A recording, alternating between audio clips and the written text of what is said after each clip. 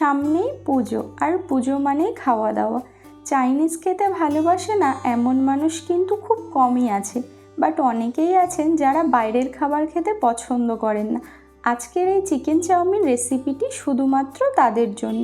তো চলুন দেরি না করে ভিডিওটি শুরু করা যাক। এখানে আমি বোনলেস চিকেন নিয়েছি 200 গ্রাম, আর চিকেনের ব্রেস্ট পিস নিয়েছি খুব ভালো করে সরু সরু করে পাতলা পাতলা করে কেটে নিয়েছি।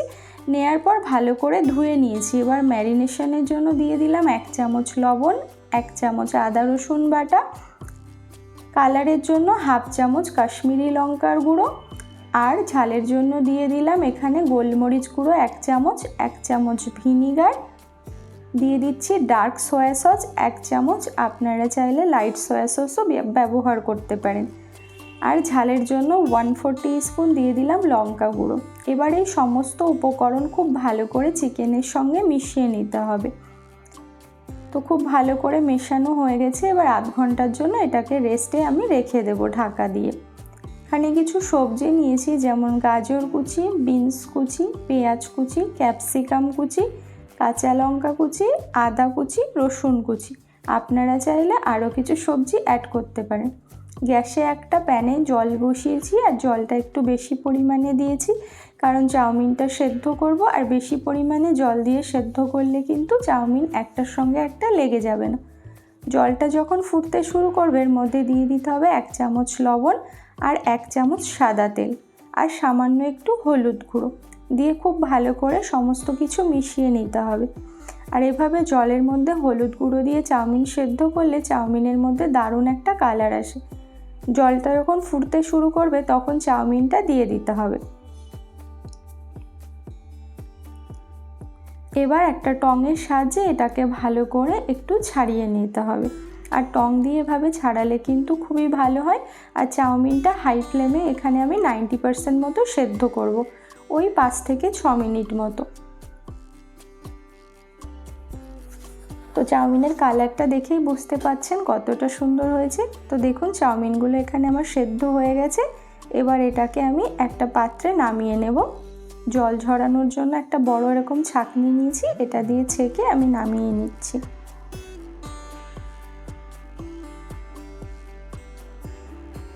এবার একটা থালার মধ্যে নিয়ে নিয়েছি, উপর থেকে সামান্য একটু আমি সাদা তেল দিয়ে দিচ্ছি, দিয়ে এটাকে আমি ভালো করে মিক্স করে নিচ্ছি, তাহলে একটার সঙ্গে আর একটা চাউমিন লেগে যাবে না।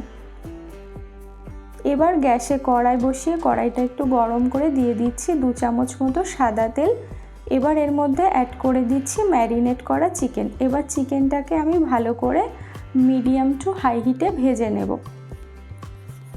তবে খুব বেশি ভাজার দরকার নেই। দেখুন চিকেন থেকে কিন্তু জল বেরিয়েছে, আর এটা দিয়ে চিকেনটা খুব ভালো মতো সেদ্ধ হয়ে যাবে।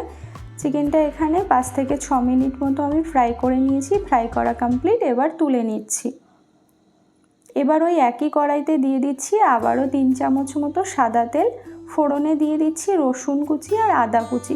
আদা রসুনটাকে 1 মিনিট মতো ফ্রাই করে নেব। তারপর এর মধ্যে অ্যাড করে দেব পেঁয়াজ কুচি আর কাঁচা লঙ্কা কুচি। পেঁয়াজ আর কাঁচা লঙ্কাটাকেও 1 মিনিট মতো ফ্রাই করে নিতে হবে, আর সমস্ত সবজি হাই ফ্লেমেই ফ্রাই করতে হবে।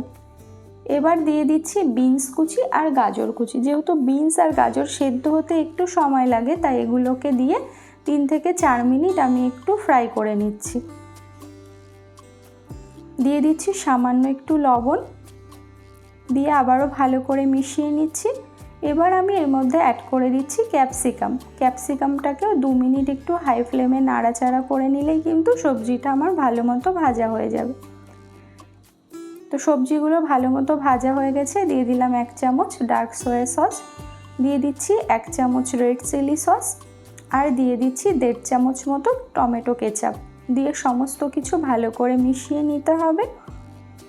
মেশানো হয়ে গেছে। এবার এর মধ্যে সেদ্ধ করে রাখা চাউমিনগুলোকে অ্যাড করে দিচ্ছি, আর দিয়ে দিচ্ছি ভেজে রাখা চিকেন। দিয়ে সমস্ত উপকরণ খুব ভালোভাবে মিশিয়ে নিতে হবে। আর এটা খেতে কিন্তু একদমই রেস্টুরেন্টের মতোই স্বাদ হবে, আপনারা বুঝতেই পারবেন না যে এটা বাড়িতে বানানো। তো খুব ভালো করে এটাকে মিশিয়ে নিতে হবে। আর চাউমিন ভাজার সময় পাত্রটা একটু বড় ব্যবহার করবেন, তাহলে আপনাদের নাড়াচাড়া করতে সুবিধা হবে। আমার যেহেতু এখানে পাত্রটা একটু ছোট হয়ে গেছে, তাই প্রবলেম হচ্ছে। তো 2 থেকে 3 মিনিট খুব ভালো করে মিক্স করে নিয়েছি। তো রান্নাটা এখানে কমপ্লিট। এবার এটাকে নামিয়ে আমি প্লেটে সার্ভ করে নিচ্ছি। তো আপনারা দেখতেই পাচ্ছেন এটা দেখতে কতটা লোভনীয় হয়েছে, এটা খেতেও কিন্তু দুর্দান্ত স্বাদের হয়। তো আপনারা অবশ্যই বাড়িতে বানাবেন, আর বানানোর পরে কেমন লাগলো আমাকে কমেন্ট করে জানাতে একদম ভুলবেন না। তো সবাই ভালো থাকবেন, সুস্থ থাকবেন। Thanks for watching.